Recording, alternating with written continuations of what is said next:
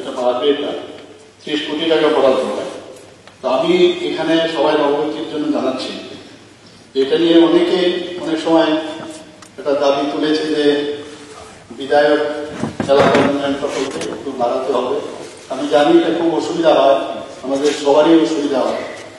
তো এর জন্য আমি ঘোষণা দিতে চাই এই বিধানসভায় যে আরো 25 লক্ষ টাকা করে সবার জন্য আরো বরাদ্দ হবে,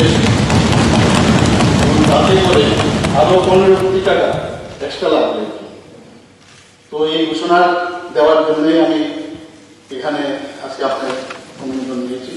সবাইকে ধন্যবাদ। এই বিধায়ক এলাকা উন্নয়ন তহবিলের জন্য আমাদের অনুরোধটা তো আমরা রাখতে পারি, আমরা অনুরোধ করব যে এটাকে বাড়িয়ে 1 কোটি টাকা করা যায় কিনা মাননীয় মুখ্যমন্ত্রী এটা দেন। Decision can be change.